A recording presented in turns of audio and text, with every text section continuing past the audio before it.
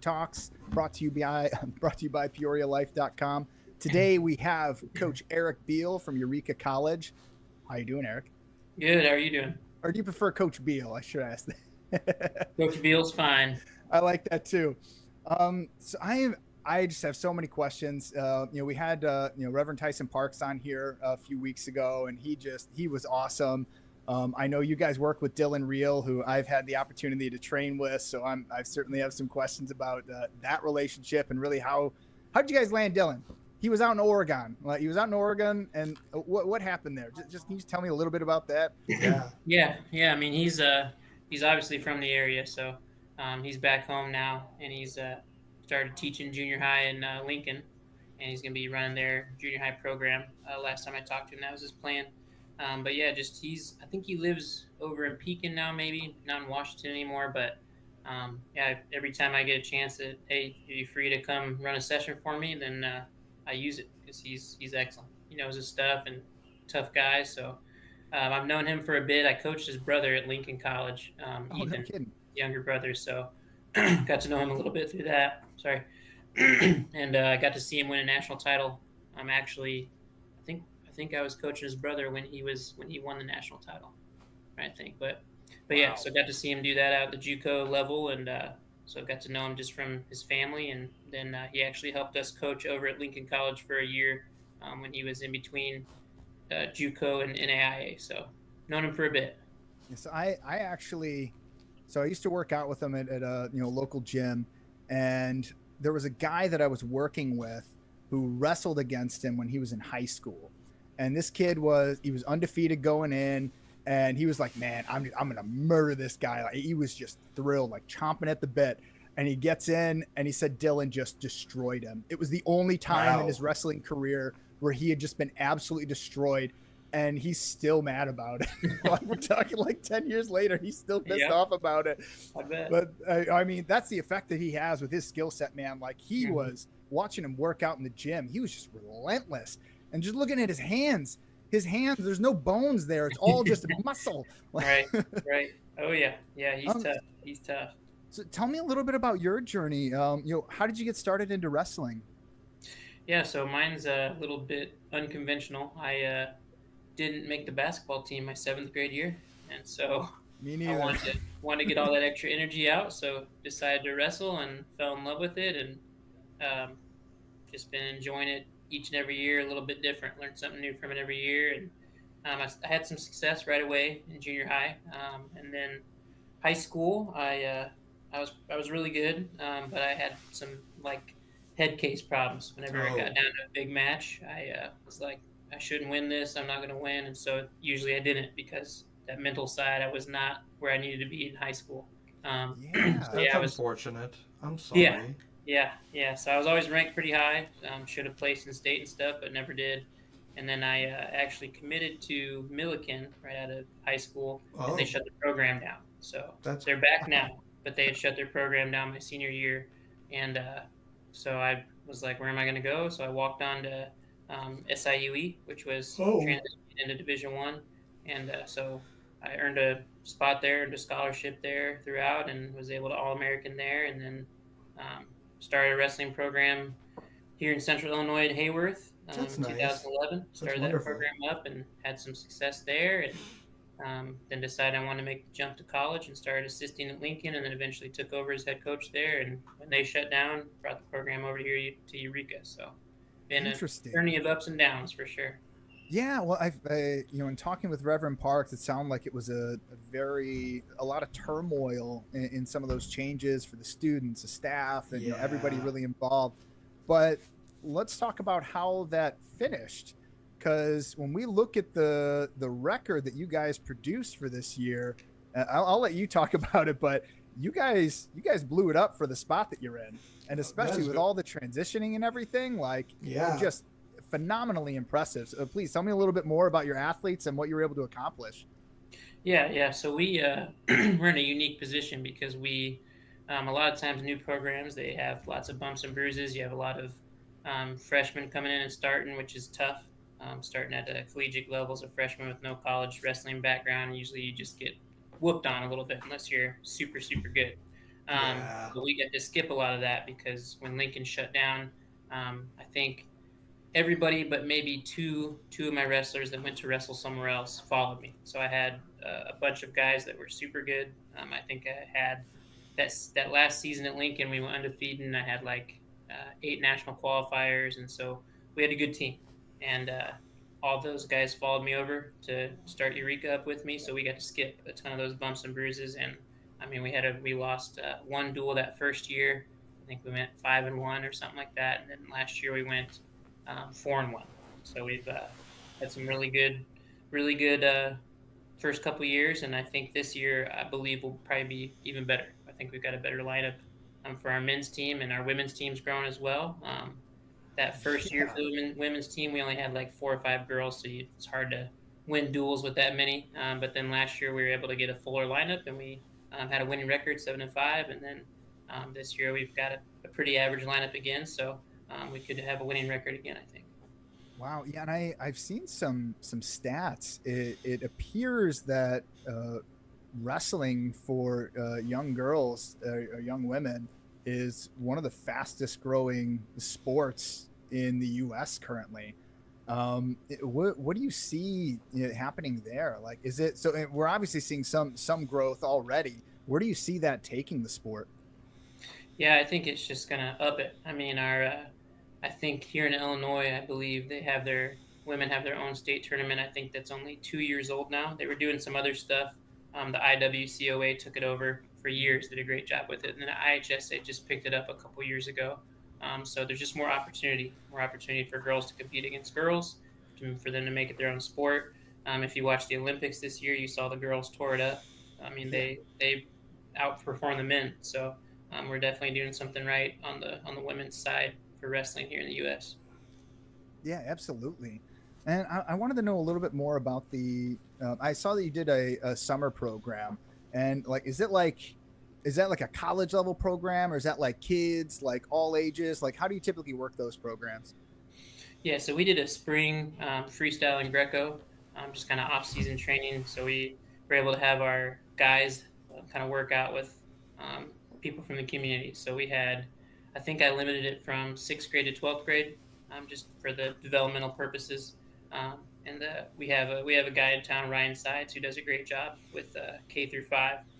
So he always does a ton of stuff. He brought in Tony Davis, national champ. I don't know if you know that name. He brought him in this summer to run a camp for the little guys, really for everybody at camp. But he does an excellent job with the kids club. So we kind of picked it up from 6th grade to 12th grade for that spring sessions. And yeah, we had pretty good numbers. I think we had about 30 coming, and Dylan Reel ran a lot of those sessions for me. I think we kind of split it almost half and half. I ran half of them, he ran half of them. So quality instruction. And then, like I said, my college guys get a workout in too. So they're there in the room working out and helping the guys, the littler guys, if they're struggling with anything. So it's a good atmosphere for sure.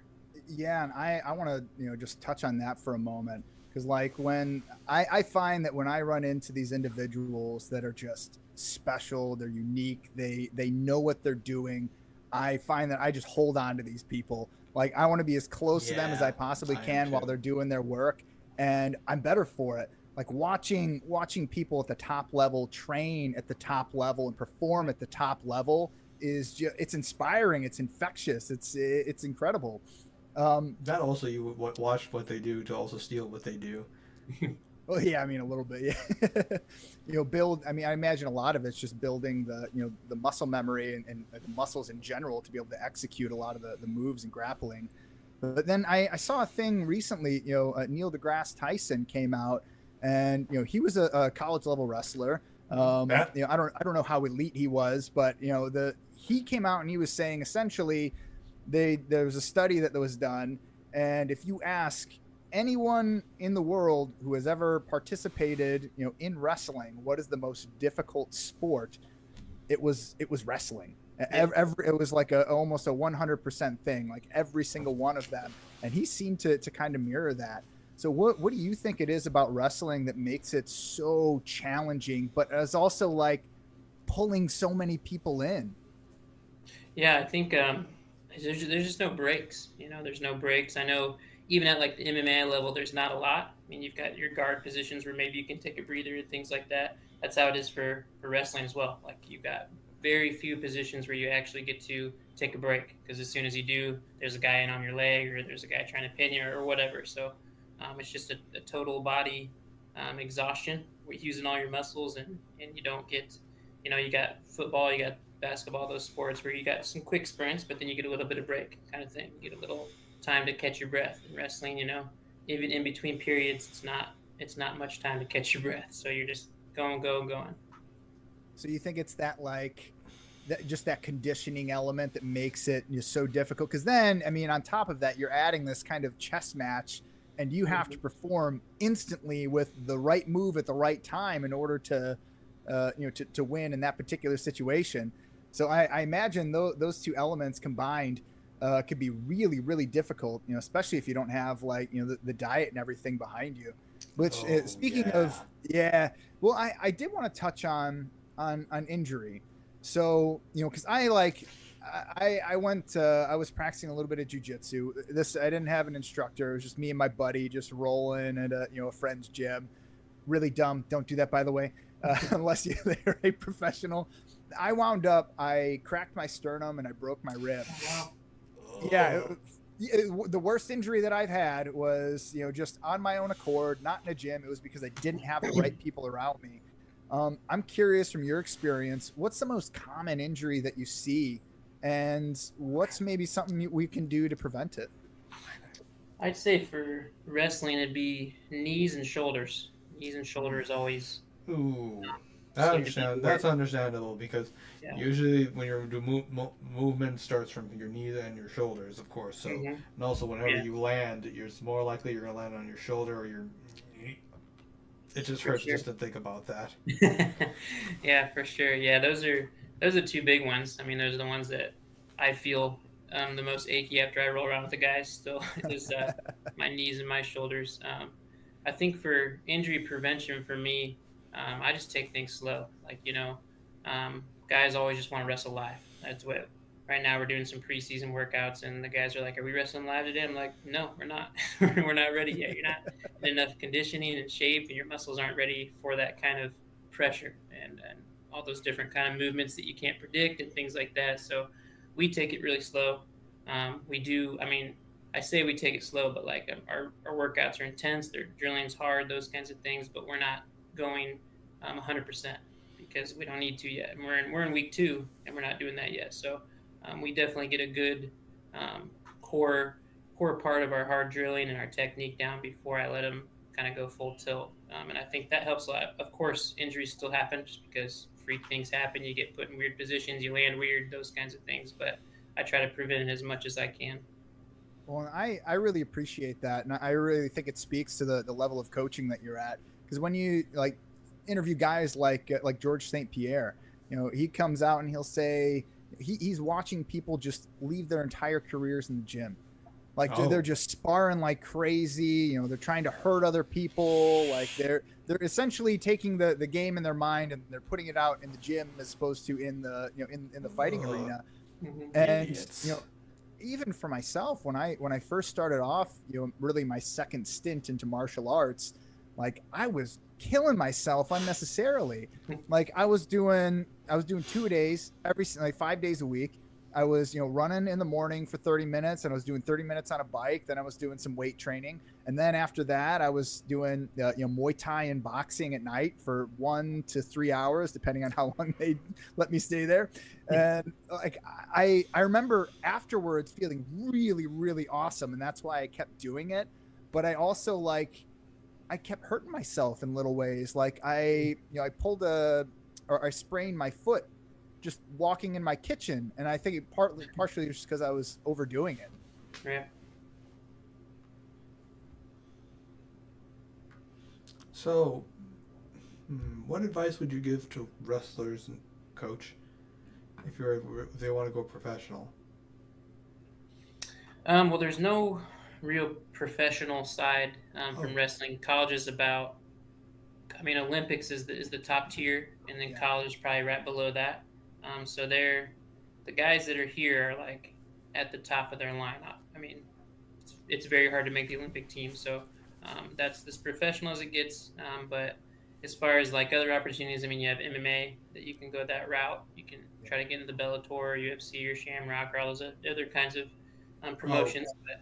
But yeah, this is pretty close to professional top tier you can get for wrestling. So I meant. I'm sorry. Go ahead, Anshu. So like, if okay, let me rephrase this question.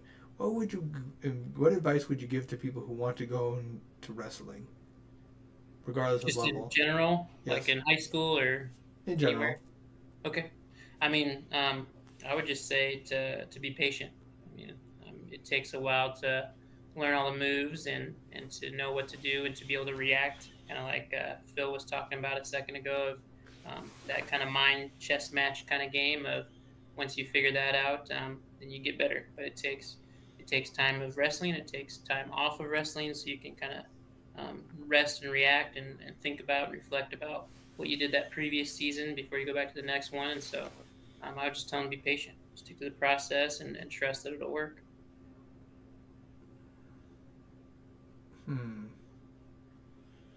So, if there are any upcoming, well, I can't say college wrestling and Olympics are the.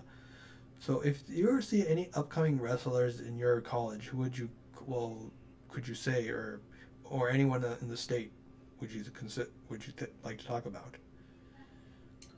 All right, so you're asking what some wrestlers I'd like to talk about, like in Yes. the. Well, if they're if they're up and coming, like basically discuss whether if it's your students or anybody. Yeah, I mean, I think right now some of the big time things you're seeing is like AJ Ferrari's coming back, so I think people have been talking about that quite a bit. Carter Rocky, he's coming back, could be a 5-time national champ. So wow. Those are probably the big names right now on the big stage here that everybody's talking about. So, what do you think makes them special or unique? Yeah, I mean, probably their work ethic, I would say. Definitely with Carter for sure. I know. I mean, just he could be the first ever 5-time national champ. So that's huge. So I know his work ethic's got to probably match that. And he's at Penn State and in the environment and the room he needs to be in with the coaching and all that. So he's got the tools to do it. So if usually for your training routine or what you put your wrestlers to, so could you talk more about that? Yeah. So like I mentioned before, we do a preseason. So I let the guys get here and kind of just be college students for 3-4 weeks, just get used to going to class and stuff. And then after that, we start a preseason that's more so captain-led practices, and they're just get in shape, doing what they need to do. And then we start our official season where we're on the mat every day. And we, I mean, really just depends on what's going on. But like I said, I take it slow and I get people where they need to be physically before we start really hitting it super hard. And I try to just kind of taper the training based on what we have. So if we have a tournament coming up that week, then I'll start us off heavy in the beginning of the week, and I'll taper down so that we're feeling good, ready to compete on the weekend. But yeah, that's kind of how I run it. So, if I were to go into wrestling per se, would I focus more on building muscle or developing my cardio?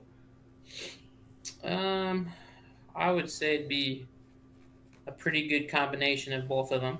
Okay. You definitely want to be in the weight room for wrestling for sure. That separates people. You can tell who's been in there and has done that, and you can tell who hasn't. Because I primarily do Muay Thai. So one important aspect of Muay Thai is the clench, where you grapple your opponent like this, and so you can knee them and you can control their movement. Fortunately, that's one of my biggest weaknesses, learning how to dominate my opponent and control their movement. That's why I'm asking all these questions. So I know again I'm talking about adult questions. So what kind of diet would you recommend wrestlers go to? Yeah, I mean, I would tell them really just to have foods that it's kind of like quick energy from. Like if they're on a tough weight cut, I always tell them stay away from like heavy stuff like starches and potatoes and those kinds of things. Really focus on your fruits, your cold cuts, those kinds of things. I always made smoothies a ton whenever I was cutting weight, just because it's quick energy and you can get it out of your body quick if you need to. So we That's focus a lot on that kind of stuff. But I mean, I tell my guys to make sure they're eating. I mean, if you want your metabolism to work the best, you got to make sure that you're feeding it and you're eating and you're fueled up so that you can lose more weight. Otherwise, you're just kind of losing nothing. So yeah, usually what I like also to do, I'm not the best at dieting. So like what I like to do is a mixture I drink is mixture of turmeric, ginger, black pepper, turmeric and cinnamon. It's kind of like it's an energy because it provides me iron and it helps with a lot of my immune system. It's also good for losing weight. Like, do you do anything similar? I've never done anything like that. I don't think. Yeah, I think I've really just done smoothies. I'm a big smoothie guy. I think they're huge for energy and stuff. I'm sure a lot. I probably would help if I did some of that stuff that activates some different glands and things like that in your body, but I haven't done enough research into that. Let's. So, so here are some things I would like to ask that are more personal. So, who is your biggest inspiration whenever you were wrestling, like when you first got in, and who inspires you now, as well? Good question. Let me think here. Biggest inspiration.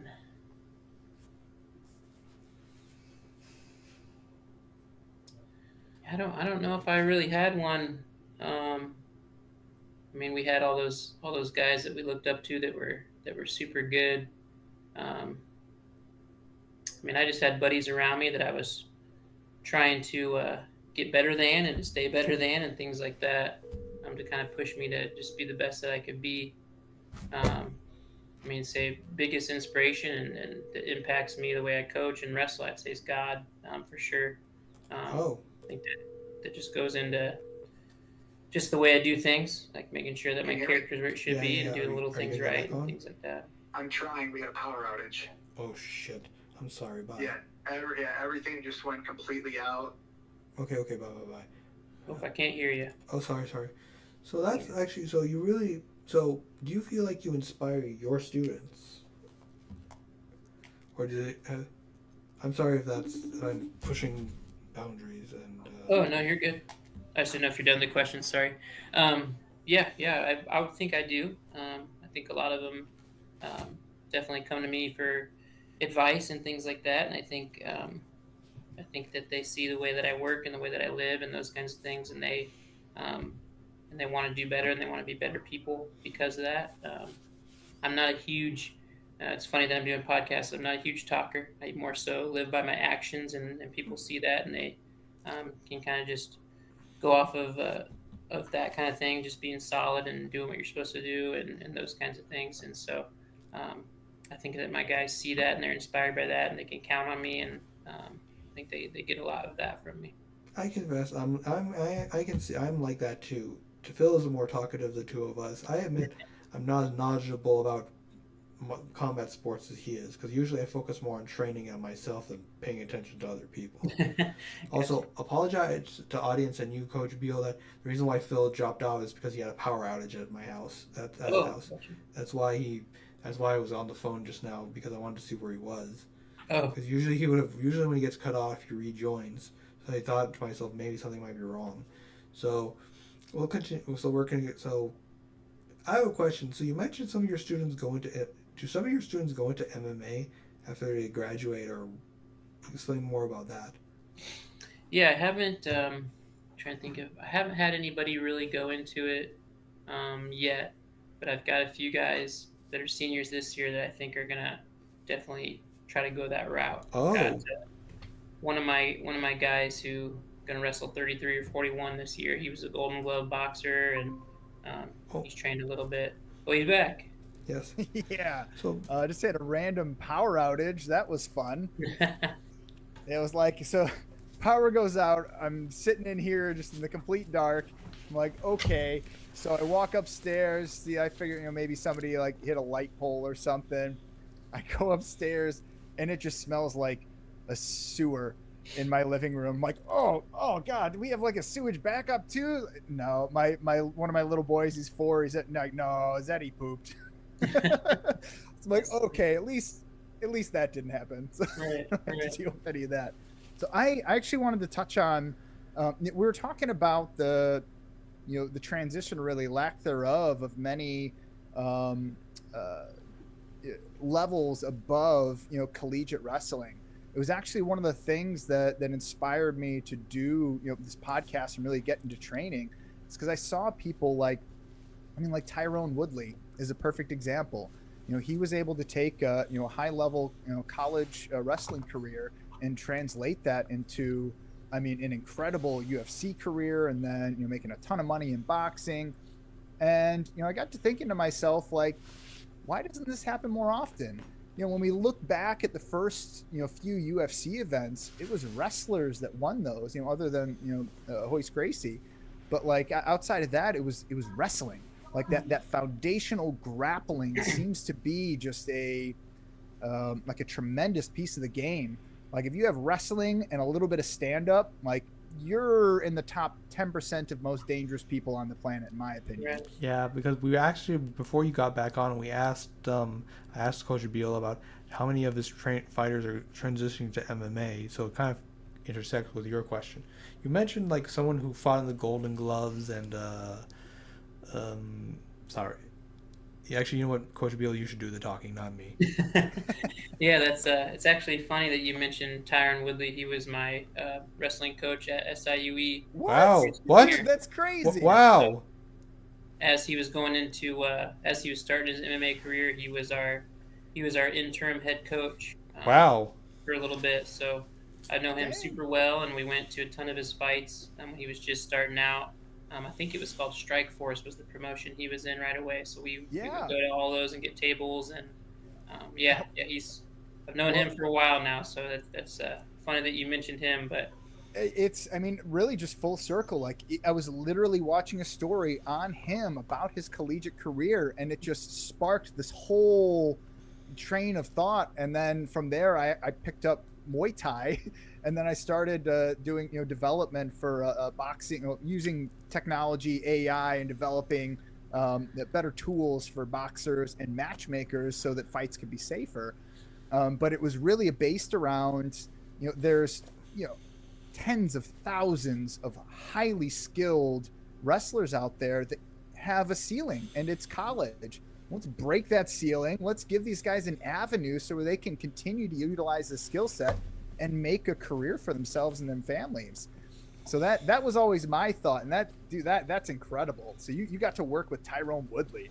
Yeah, he was scary at times, but he was a real good dude. So tell me, if you had to boil it down to one takeaway from working with someone like Tyrone Woodley, who's been here at the pinnacle of everything, what would it be? Just doesn't make excuses. I remember when he was our coach, he broke his hand, and then we saw him in the gym every day. He was just working legs. His legs got huge, and so he was just an animal. He just was always working, always wrestling, always expected the same thing out of us. So it was definitely drive cool. Came from? I'm not sure, actually. Not sure where it came from. I think just in him, wired that way. Well, this story was 10 shades of terrifying. Well, and what about you? So what was that like? Because you're one of the few that have kind of broken through too. Like you were able to take your wrestling and turn it into a career for yourself. And I imagine that you would likely have a much higher level of happiness than many of other individuals who are out there in their careers, because you're doing something like wrestling. And these assumptions based on you and just what I've seen from your guys there. But what would you add to that? Yeah, it's definitely nice just to be working in wrestling every day and be able to be around it and talk to high level guys and that kind of stuff. So yeah, I think it can definitely take you farther than you think. I would have never thought in college that this is what I was going to be doing. I went to school to be a teacher, and I taught for 10 years, and then this opportunity came about, and so I love it. I wouldn't go back. I don't want to go back teaching. I can't say I won't, but but this is where I definitely feel like I'm successful here, and that I'm giving back in a good way to the wrestling community and just in general. So yeah, definitely took me farther than I thought I would. So, and I mean, I find that cool too, that you're able to, kind of, had your degree in education, teaching, and then you're still really you're just in higher education in the athletic world. So you were able to use that teaching experience to your benefit. So, and I only mention that because, for me personally, my wife is a teacher, and she, after 3 years, she decided that it wasn't quite for her, but that was back, the Illinois budget crisis. I'm sure you remember. They slashed budgets by 40% for all of the schools in her area. So suddenly they didn't have a guidance counselor. They didn't, I mean, not at all in the school anymore. They were supposed to have, a worker for each class. They had one for 4 grades. Like, yeah, oh yeah, it was really, really rough. And she took it very, very personally, because she wanted to perform at a very high level, but simply didn't have the tools to help them. So at the end of the day, she wound up making a similar turn into higher education and went to Bradley University as a program coordinator. Awesome. And now she's, working in marketing for a nice big firm in Peoria. I digress. That's cool. But, no, I appreciate I understand what it's like, at least from the back end of what teaching is like, right. Coming home after doing a full day of work to do more work. And then the pay, obviously, I think that could be much, much higher, at least especially for our teachers that are starting out. But, that's a whole nother conversation. Right. So what do you think it would take, or what do you think that, really from a community standpoint, what does it take to help break that ceiling for, a collegiate wrestler who's at the top of their game? What's it going to take for them to be able to step into, say, an MMA world, or do you have any other ideas for something that a wrestler, where they can apply that skill set that maybe I haven't thought of? Security? I don't know. Yeah, I don't know. I think it's just I think maybe just doing more things together. Maybe like if gyms have some college wrestlers come in and teach the wrestling class or something like that, and then in turn the gym's like, hey, you want to stick around for this BJJ class or something? I don't know. Maybe something like that.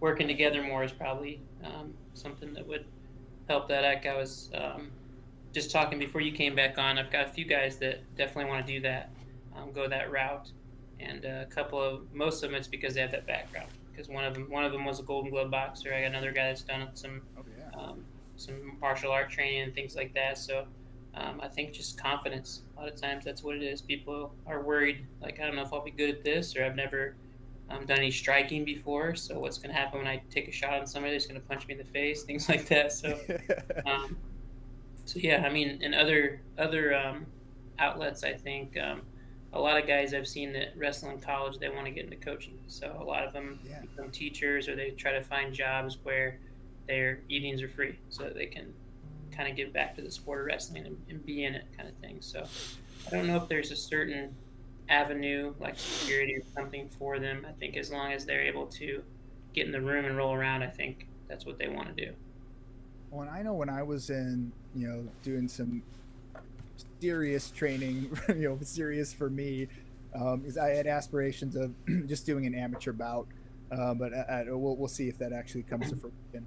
But like, every now and again we would have these, we would just have grappling classes, and really, Dylan was kind of the mind behind them. It was it was Dylan, Jake Childers, and a couple other guys that were they had this really high level grappling. And man, like, you could learn a ton. I learned about the whizzer. I learned about, single leg takedowns, double leg takedowns, like how to get in, avoid getting the knee to the face. All this really fascinating information that I never would have run across. And well, I mean, Anshuman and I, we know a lot of the, the gym owners in the area. If you would be willing to connect us up with a couple of your your wrestlers, I'd be happy to talk to some of the guys and see if we could put together a cross collaboration between the two. Yeah. Oh yeah, I'm sure I've got a couple of them that would definitely be interested in that.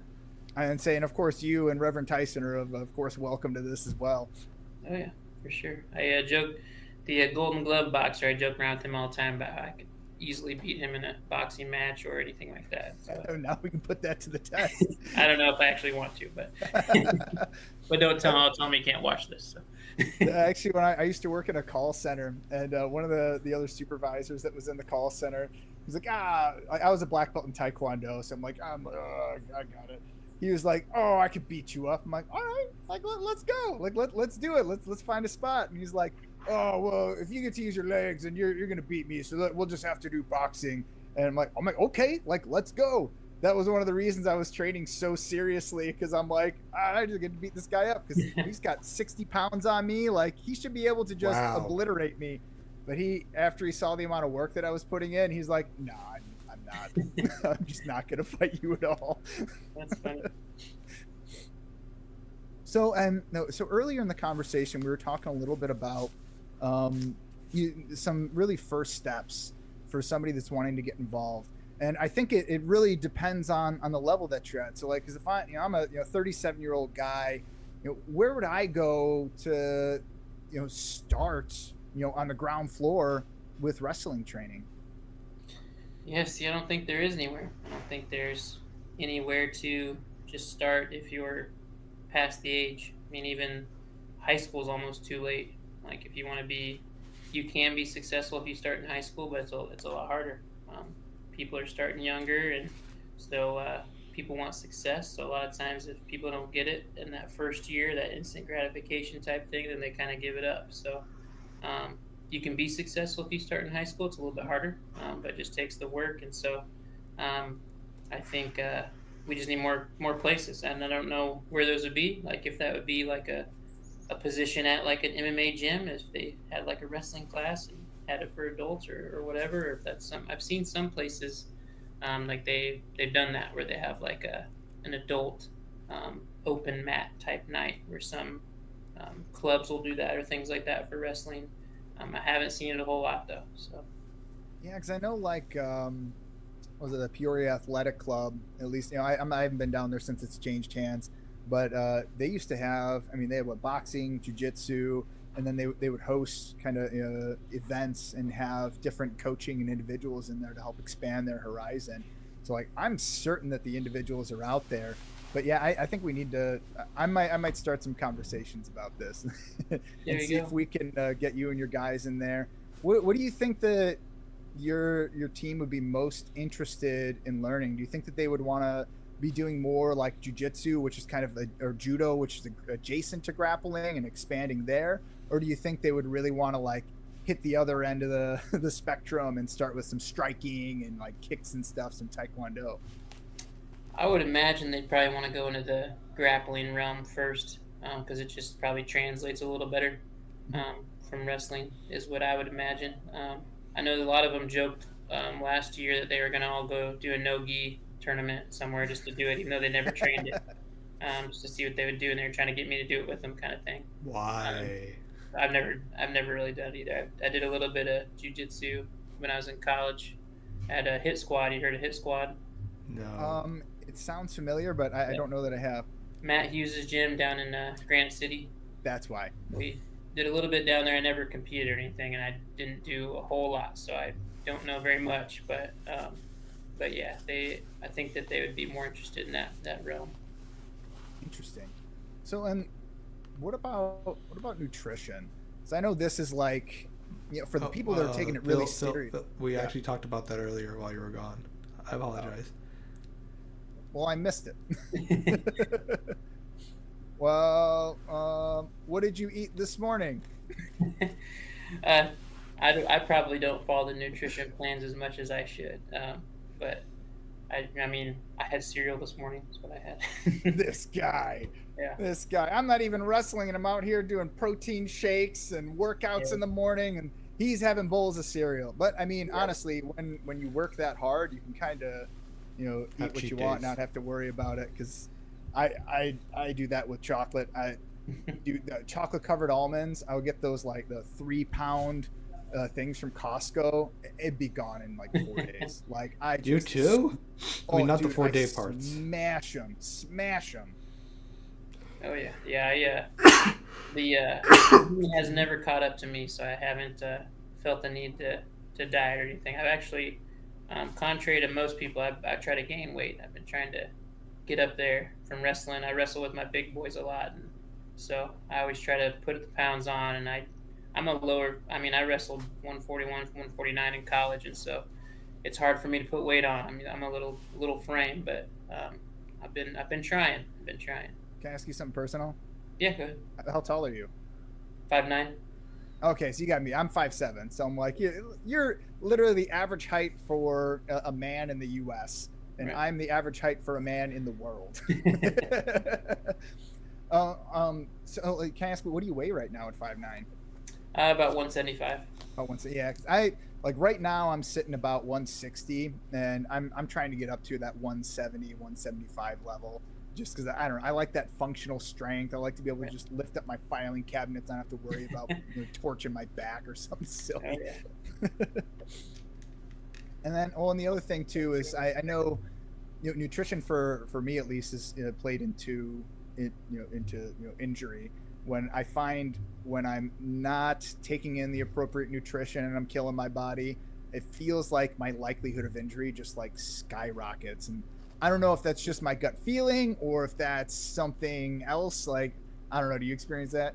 Oh yeah, no, that's definitely. I'd say that's factual for sure. Weight training definitely strengthens the bones and definitely puts more padding around the bones, and really helps with the tendons so they work better and they don't. I taught health for a while, and so I always kind of taught it like if you think of your muscles and tendons as a stick of gum, and if you just take a stick of gum out of a package and you put it in half, it breaks. But if you chew it up and warm it up and that kind of stuff, then it won't break. It'll bend. It'll work the way that you need it to. So the more that you do that to your body, your muscles and stuff, the better it is, and the easier that you can move and you can function, and less likely that things will break and snap like they shouldn't do. So that just reminds me, I had a conversation. This is a few years ago with an ex-UFC fighter by the name of Kenny Robertson. I think she lives in Eureka. Yep. And we were talking about safety in combat sports, and I asked him straight, I'm like, what do you think? Like, what's the number one thing that a promoter or an individual can do to heighten their levels of safety when they step into a ring? Do you know what the number one thing he said was? What do you say? Hydration. It's like hydration all day. He's like the thing that and it really just kind of clicked, because like right now, like if you do like an amateur boxing event, you do same day weigh-ins. Mm-hmm. So and if you're having to cut weight, like are you going to be able to put enough hydration back into your body by the time for you to get into the ring that you can build up that lining around your brain to reduce the concussions and things like that. This makes me want to drink more water. Yes. Well, you have to be careful too, because if you drink too much water, you say if you drink distilled water, you're actually going to be pulling nutrients and minerals out of your system. So you have to have a good balance of salt, minerals, and everything else in the water when you're drinking it, or else you can wind up with you'll just start getting dizzy, low sodium, and you'll wind up in the hospital. Why would somebody drink distilled water? I don't know. People do it. I don't know. It happens. But the other thing I wanted to know, from your experience is, concussions. Concussions is a big talk, especially in NFL, boxing, CTE. How do concussions kind of play into the world of wrestling? Yeah, I'd say it's I think it's a lot lower than people think. Because even injuries and things like that, I think it's one of the lesser sports. Basketball, football, those kinds of things. You got a lot of people running around, collisions can happen, things like that. I think it's probably more prevalent in those sports for concussions than wrestling, because you're just one-on-one. There's a ref right there. If they lift you up too high, it looks dangerous, they stop you. If they got something twisting the wrong way, the ref stops it. So I think we do a pretty good job about that. I think concussions, I would bet, would probably happen in practice more, where there's more people running around. You can't see everything, so somebody might get slammed harder than they should, or another partner might fall on top of something, things like that. freak things like that. But like in an actual wrestling match, I don't know if I've ever had anybody that's got concussed from one. I'm thinking, I mean, sometimes even like the ref will stop it if you're hitting too hard on the head, or if you're using your head to kind of headbutt. They don't allow any of that, so they really try to make sure that doesn't happen. Wow, that's excellent. Yeah, and I can certainly see that. Having that one-on-one ref certainly helps. Versus the other environments where you're just kind of practicing. Sometimes your tension gets drawn away, and maybe something gets a little hot, or maybe they just don't know their own strength and put somebody over. Oh man, I had something that I wanted to ask you, and it went away because I started thinking about something else. Rephrase your thoughts. What were you thinking before then? Let me think. So we were talking about wrestling. I don't remember. This is the whole ADHD thing. Just ruins me. And we were talking about concussions. We were talking about hydration. What was it? It'll come to me probably an hour from now. Anshuman, do you have any questions for Coach Biehl? Not that I can think of. Well, I think of. Now I know. Now I know what I do have questions. So, Coach Biehl, how do you feel? Do you feel like the Central Illinois area helps combat sports practitioners? Because one of the reasons Phil and I started the Peoria Fight Talks and the Peoria Martial Arts Forum in general, because we feel like Peoria has the potential to become a combat sports hub. Yet you barely hear anyone talk about it. Like, your college produces a lot of athletes, talented, not just wrestlers, but also we have a lot of highly skilled combat sports gyms in the area. So what are your thoughts? Yeah, I mean, I think I agree with you. I think it could definitely get more popular in the area, and I think that we have a lot of clubs around that could do that. So yeah, I don't know. Maybe I don't know if this is something. I'm not really well versed in MMA clubs and how that works and stuff. But do you like gyms or clubs ever have like meets against each other or things like that, or do you just have to show up at a no gi tournament or a gi tournament or things like that in order to compete against others? That's a great question. One of the things that we've been trying to solve is the lack of promotional and event opportunities for people to compete in the Peoria area. I think really what I've seen in the past is we've had relationships between owners, and then they'll take their students over. Like KOK Boxing came over to Muay Thai gym, and then we would take Muay Thai guys over to PAC, and then they would learn some jiu-jitsu. So I find that it really comes from the owners, and then really setting a date and a time to have the guys come out. And because you can, I find that if you make it around competition, like where you're just having them compete against the other gyms, that can create some turmoil. But what I do find is when you have shared collaborations and then mutual sparring after, as opposed to a competitive environment, that seems to breed really healthy relationships between both the fighters, the coaches, the owners, and kind of everybody down the line. So my thought is that in connecting individuals like you who have wrestlers that really have a need to be connecting with these individuals but maybe don't know how, we could be the conduit for that. Talk to some of the gym owners, see if they have if they're interested in bringing you guys in, which they are. I know they are. Wrestling is just such a huge part of what they do. And then, yeah, I think, if you, like I said, if you're open to it, I'd be happy to facilitate that conversation.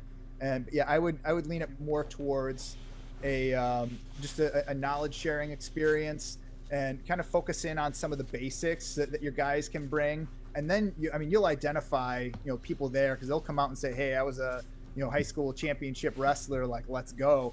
And then you take them off the side and they can beat each other up for a little while. And that stuff can be really, really fun when you've got the right level, the right amount of work that's gone into it. That can be really, really interesting. Yeah, that does sound like the best way, I think. I'm curious on that note. Do you have like a favorite like gym or like training moment? Hmm.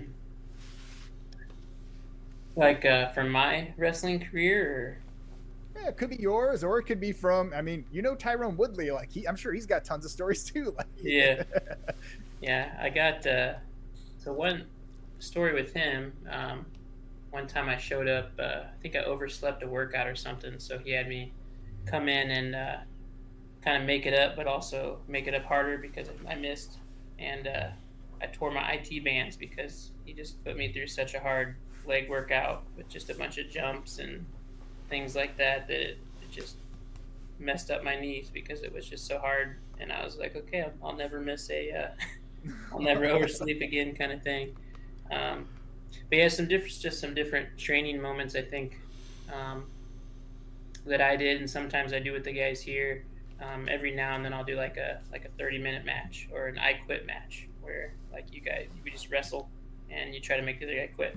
So whoever gives up first, then you guys are both done, kind of thing. It usually takes 30-45 minutes, and I'll usually jump in with the guys here when we do it too. It's fun to do that and scratch my itch of competing again and things like that. So um, it's a hard one, but I think it's a fun one in the same way, kind of thing, to just get yourself that exhausted. Yeah, that's awesome. So one time I had a friend of mine was a black belt in jiu-jitsu, and I was like, preparing to get into the ring.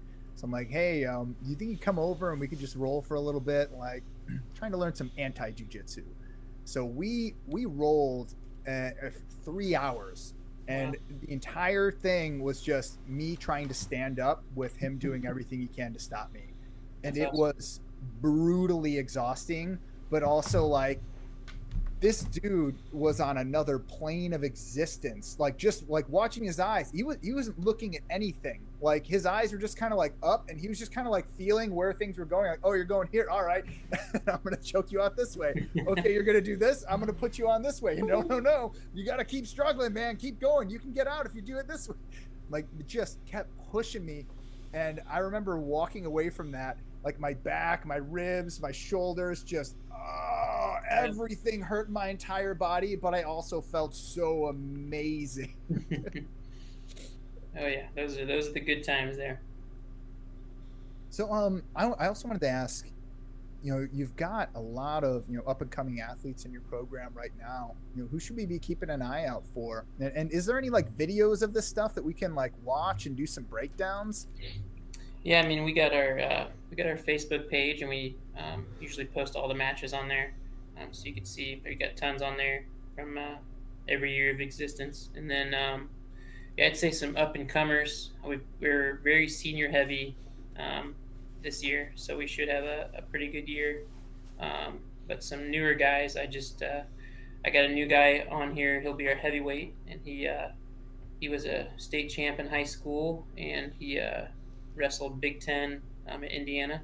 So D1 transfer coming in, and in high school he also was a cadet world medalist. So he went overseas to Croatia and won a bronze medal in Greco wrestling. So he's tough. He took a year off after Indiana, but now he's stepping in the D3 realm, and so I think he'll surprise a lot of people. Sorry, I apologize for looking away. I was trying to find the Facebook while we were here, so I didn't forget about it later. That's exciting. Give me a bunch of wrestling stuff to brush up on and watch. It's like I don't know any of the moves. I know more professional wrestling moves than I do like actual wrestling moves. Right. What about like recovery stuff? I know that's got to be huge for you guys because you guys are just putting the work in. What does recovery look like for a wrestler at the collegiate level? Yeah, I'd say just really. I mean, I give them rest days, so they'll get some day. We really just wrestle Monday through Friday, and then whenever season hits, we'll compete on a Saturday or something. So they'll have Sunday off, and then if it was a tough thing on Saturday, Monday sometimes will be easier. So I think I was talking earlier when you were off, but we, depending on the week and what things look like, a Monday might be super tough, and then we taper down throughout the week so that we're feeling fresh for a Saturday competition. But like I said, if Saturday was a super tough one, then we need Monday to just kind of drill and kind of roll out and just get a workout in, but not super tough where we're getting exhausted and really pushing our muscles to the max, then we'll do that kind of thing. So I really take it week by week and see where the guys are at and how they're feeling, and go from there. I appreciate that approach as well, because like I look at like NFL, for example. I mean, they're professional athletes, but they're running them. And then you get a guy who's maybe maybe the RB1 gets injured and their backup is going in there and they're just crushing it because they've got those fresh legs. Mm-hmm. they hadn't been working as crazy as all the other guys, so suddenly they're just ready to go for Sunday. So I appreciate that you at least look at that angle for your individuals and give them the things that will help elevate them instead of maybe pushing them to a point where it could be a miserable disaster. But not that it would. Anyway, I digress. So I've got one last question for you. Okay. What's the most fun thing about wrestling for you? Where do you find that most? Where do you find the fun in there? Yeah, I think as a coach, I think it's just relationships. I think just being able to learn who people are and guide them into loving the sport again. I think a lot of times people get to college and they've worked super hard to earn a scholarship or whatever it might be, and they put a lot of pressure on themselves to win and to get a state title and all these different kinds of things, and they just forget how fun wrestling can be. Just going out there and competing and enjoying what you're doing and just having that skill set to in a way just beat somebody else up kind of thing. So that's really the way that I coach. I think by the time people are done with our program, not only have they been successful, but I think they learn to love it. They love the sport again. That's what a lot of people that have graduated have just been thankful for. Just the way that we run things here is they fall in love with the sport, they enjoy it, and because of that, they compete at a higher level. They're able to erase a lot of the stress that comes with, I gotta win this many matches, or I gotta make it to nationals or whatever. Because I tell them day one, I don't care about that. I just want you to come in and give me your best effort, and we'll let the rest kind of take care of itself. So I think just seeing how people grow in the sport from that mindset, and then seeing how they grow after wrestling from that mindset. I still keep up with my guys that graduate. I still call them all the time and see how they're doing and things like that. So I think that's the biggest joy for me. And then, I mean, along with that, like I mentioned, I like wrestling. I love to get in there and scrap with the guys still, and it's just fun for me. So it's the ultimate chess match. Mm-hmm. I guess the really the last thing I want to know from your perspective, because I look at, I think about myself when I was growing up, like I had a severe lack of confidence. I was really insecure. I didn't ever get into fights or anything, but I found I was avoiding conflict because I didn't really feel prepared, even as a black belt in Taekwondo. How do you see wrestling fitting in as building confidence for the individuals partaking, but do you see it as also a self-defense art, something that's practical to be used in the street?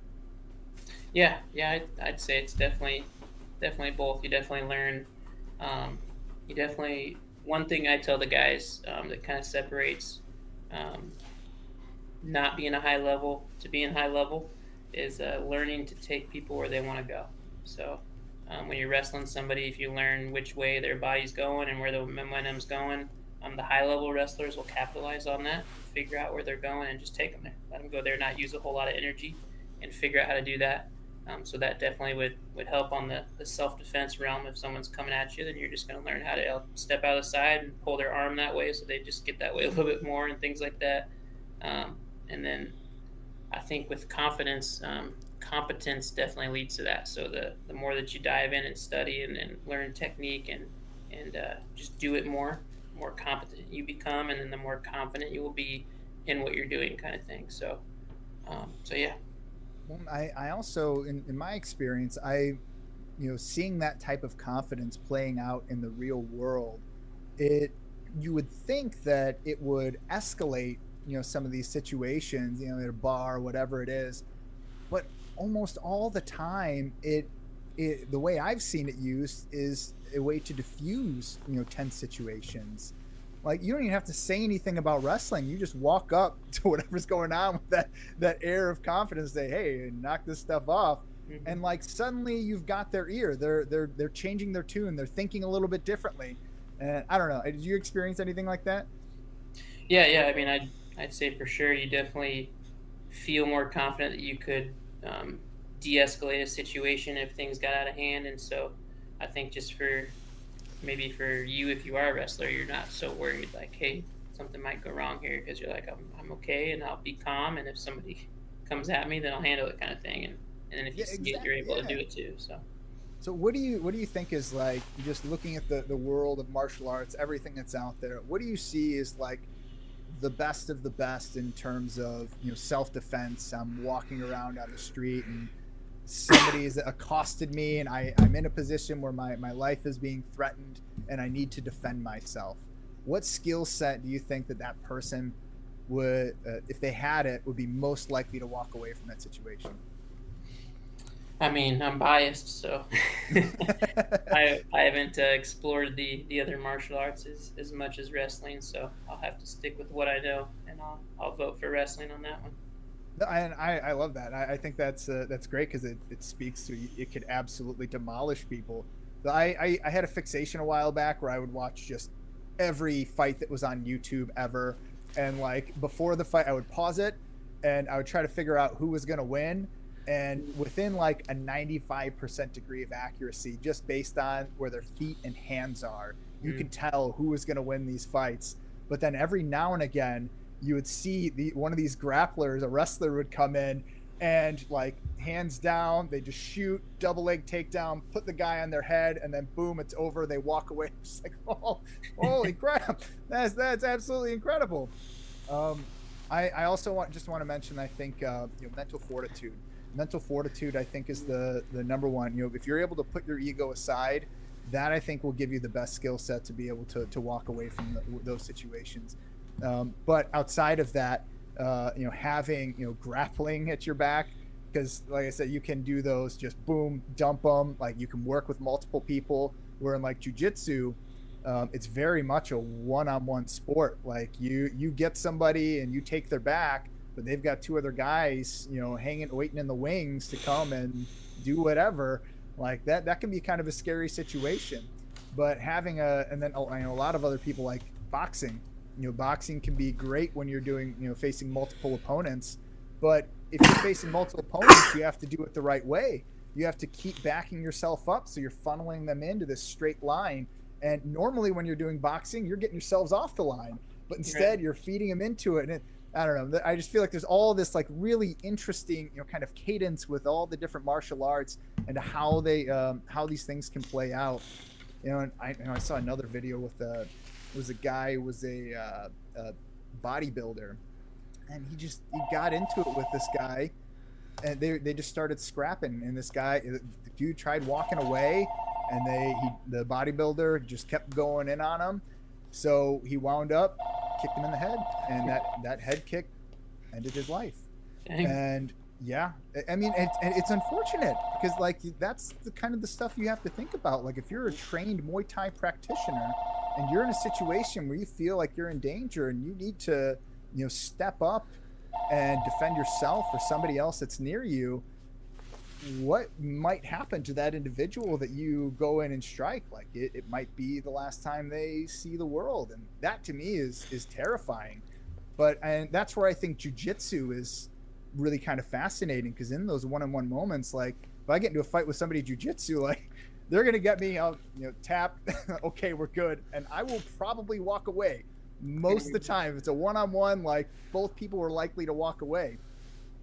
Anyway, I digress. No, I think I like what you said about the mental fortitude kind of thing. I think I saw maybe Joe Rogan or somebody talking about how wrestlers have been successful because of their training, like just the stuff that they go through day in and day out, and just how it tests the body and tests the mind, and like it just translates over well into their training and the way they approach things and stuff like that. I mean, even like some of the stuff we're doing now for like our preseason training, like like I'll have the guys do a buddy carry 2.5 miles, so they'll switch off and stuff like that. It's not even wrestling, but it's part of the training, and it's stuff that gives them that confidence. Like, hey, I carried a dude on my back for 2 miles. I can deal with this situation that's stressful or whatever it might be. Dude, that is hilariously brutal. A 2-mile buddy carry. It's like they're getting training for the SEALs, man. Oh, yeah. That's not their favorite one, but it's a good one. Well, so what is your favorite for you? When you got to put the guys to work, what's your favorite thing to have them start off doing? I think. I mean, that one's a good one. That one they all hate, but they do it.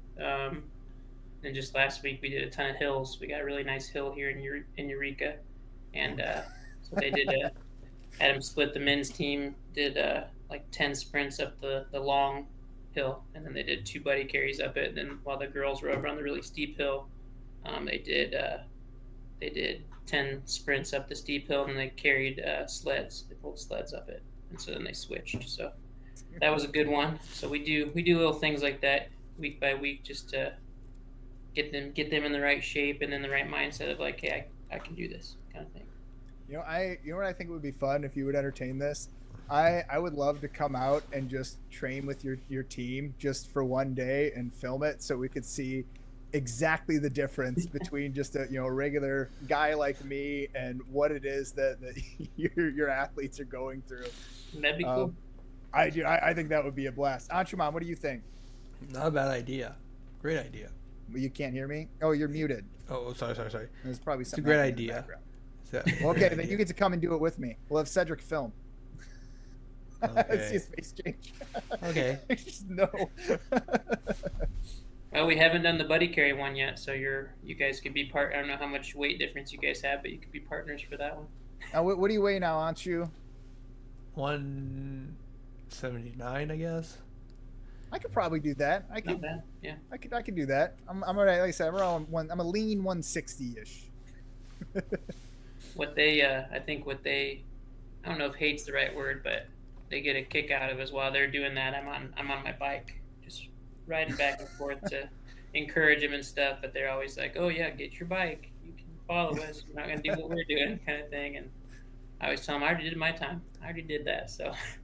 Oh yeah, it reminds me. My buddy went into the Marines, and he said that they were all running, and when they would start running, and they would have doing the chants and stuff, help them with their breathing, and the drill sergeants are literally running circles around them, just screaming in their face, like, "What are you doing? Run faster! I'm running circles around you right now!" Like, right. Or the other thing that they would do is like when they first get into boot camp, they would have you do scream louder, louder, louder, louder, and it was like magic. Every single time they said louder, it got louder.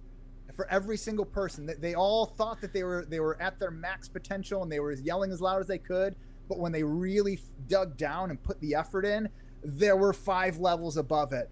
Mm-hmm. And I just found that mentality just fascinating. It just helps me think to your point, like even when you're beat down and hurting, like you're gonna get something out of this. Oh yeah. Awesome. Well, I think that concludes our interview for today, but is there anything else that you'd like to share? Do you have any upcoming events or anything that people need to know about your program? A month from today, we have our inter squad, so October 20th. That's nice. That's when our team wrestles against each other. Some of those matches will be for the varsity spot. Some of them will just be exhibition matches to kind of showcase who we got and kind of stuff. So that's here at the college. I believe it's set for 6:00 at night, just here in the gym at Eureka College. Okay. Is it open to the public? It is open to the public, yep. And is there any charge for going? We might be doing a fundraiser this year as a charge. Normally, no, it's free, but I think I'm still working on that, but we might do a fundraiser for a family here that needs a little help. So we might be doing some charge for that. Okay, yeah, and let us know how we can help spread that message too and to support that family. Awesome.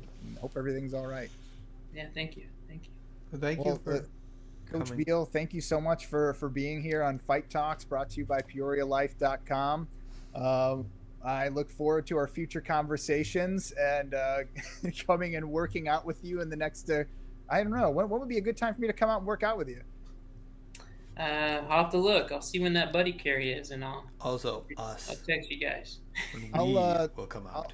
Oh, that's right, both of us. Yeah, Anshuman, could you send Eric my number, and we'll maybe start a group chat, and then we'll converge and come up with a time and day when we can come out, and you can brutalize us, and all of your athletes could laugh.